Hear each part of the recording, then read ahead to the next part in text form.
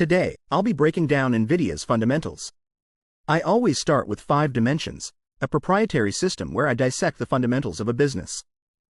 Let's kick off with the first dimension, growth. Nvidia's growth story is nothing short of remarkable.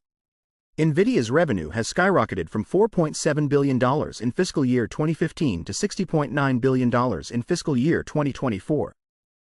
Over the last 12 months, it surged to $79.8 billion, achieving an astounding 1,604% revenue growth in just 10 years. That's incredible! Earnings per share grew from 3 cents in fiscal year 2015 to $1.71 over the last 12 months, a 57-fold increase.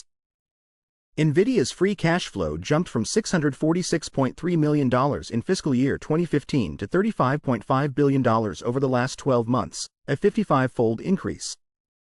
This represents an average yearly growth of almost 50% over the past decade. Wow! Nvidia's impressive growth is driven by several key factors. Their dominance in AI hardware, particularly the H100 GPU, which has driven massive demand from data centers. The company's AI chips are crucial for AI-driven applications, leading to skyrocketing sales. Nvidia's data center segment saw explosive growth, with revenues soaring as cloud service providers and enterprises increasingly adopt AI technologies.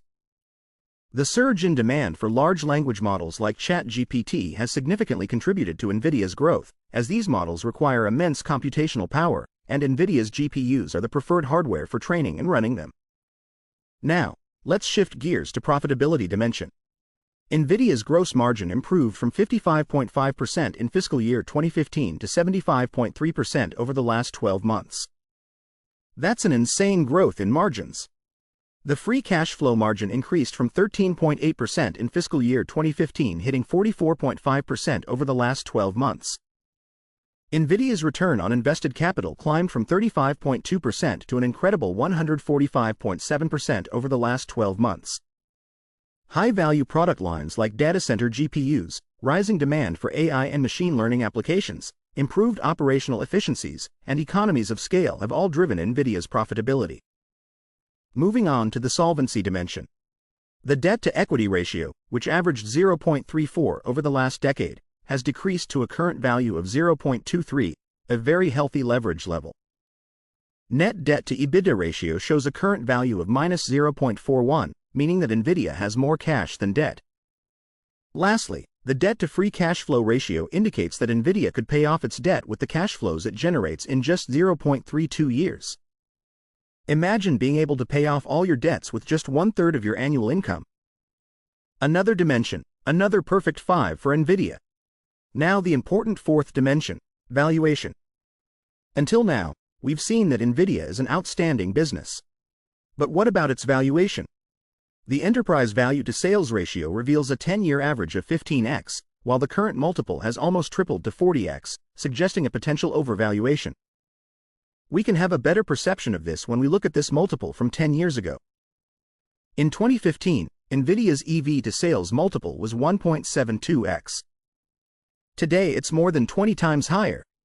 However, Nvidia is expected to grow by around 100% next year, which would bring the EV to forward 1-year sales multiple to around 20x. Considering Nvidia's projected growth over the next 5 years, the EV to forward 5-year sales multiple would be around 12x. Don't get me wrong, 12x is still absurdly high in historical terms. It's almost 10x the 2015 EV to sales multiple. And this growth isn't guaranteed. Nvidia must execute to perfection and often outperform to grow into this multiple. Failure to do so could lead to market revaluation and a contraction in multiples. For price to free cash flow, the current multiple is 89x, slightly above the 10-year average of 83x. If we assume 100% 1-year free cash flow growth, Nvidia's price to forward 1-year free cash flow would be approximately 45x. Considering analysts' projections for the next 5 years, the price to forward 5-year free cash flow would be around 20x, a more than reasonable multiple. The key here is Nvidia's execution. If Nvidia outperforms expectations, I could definitely see an expansion of this multiple. In this dimension, we see mixed signals. The EV to sales multiple appears excessively high, while the price to free cash flow seems just right. We'll have a deeper look at Nvidia's valuation in the DCF analysis next, so stick around. And while you're here, make sure to hit the like button and subscribe to the channel so you don't miss any future videos. Now the fifth and last dimension is the shareholders' return. The key metric of shares outstanding indicates that Nvidia has slightly diluted shareholders over the past decade, with a 10.7% increase in the number of outstanding shares. However, as Nvidia continues to generate substantial cash flows, I expect share buybacks to reward investors further.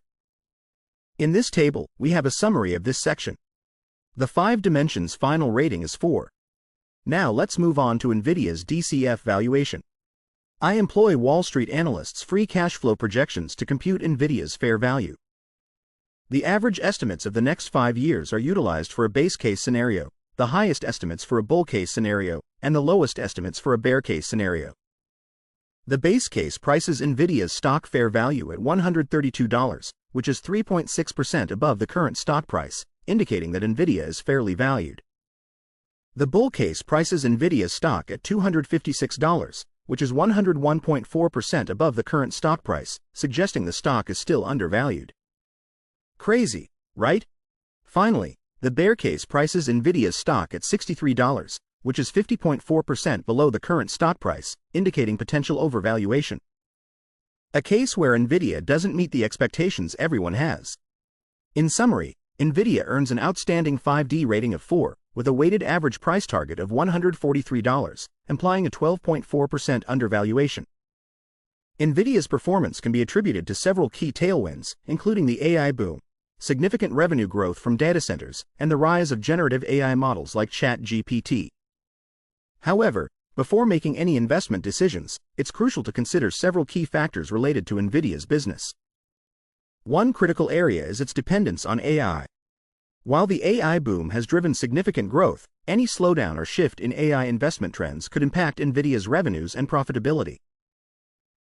Supply chain and production risks are also important to consider.